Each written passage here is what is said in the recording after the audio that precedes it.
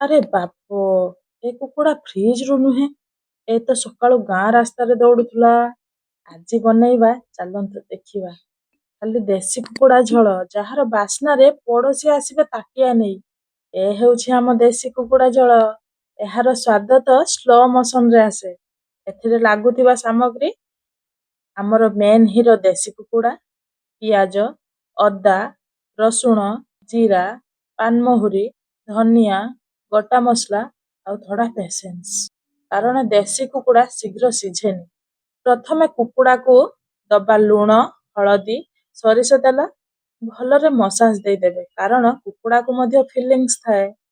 କଡ଼ାଇରେ ତେଲ ଗରମ, ଟିକେ ଚିନି, କଲର ଉଠିଲେ କଟା ପିଆଜ ଦେଇଦେବେ। ଗୋଲ୍ଡେନ ହେଲେ ଜାଣିବ ଏବେ ଗାଁ ବାସ୍ନା ଆସିବ। ଅଦା, ରସୁଣ, ଟମାଟୋ ପେଷାକୁ ଦେଇ ଭଲ ଭାବେ କଷନ୍ତୁ।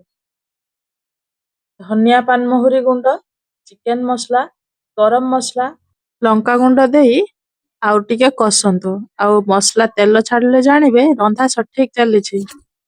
ଦେଶୀ କୁକୁଡ଼ାକୁ ଏବେ ଦେଇଦବା। ଦେଶୀ କୁକୁଡ଼ାକୁ ଧୀରେ ଧୀରେ ରାନ୍ଧିବାକୁ ପଡେ, କାରଣ ହଡ଼ବଡ଼ି କଲେ ସେ ରୁଷିଯାଏ। ପାଣି ଦେଇ ପ୍ରେସରରେ 4ରୁ 5ଟା ସିଟି ଦେଇଦେବେ। ପାଣି ଦେଇ ଏବେ ଆଞ୍ଚ କମ, ସ୍ୱାଦ ଗଭୀର। ଧନିଆ ପତ୍ର ଉପରେ ଦେଇଦବା। ବାସ୍, ଏ ହେଲା ଆମ ଗାଁ ଷ୍ଟାଇଲ ଦେଶୀ କୁକୁଡ଼ା ଝୋଳ। ଏ ଝୋଳ ଏମିତି ଭାଇ ଭାତ କମ ପଡିଯିବ, କିନ୍ତୁ ଝୋଳ ରହିବନି।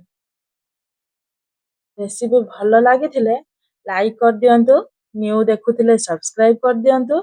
ସାଙ୍ଗସାଥୀ, ଭାଇ ଭଉଣୀଙ୍କୁ ସେୟାର କରିଦିଅନ୍ତୁ।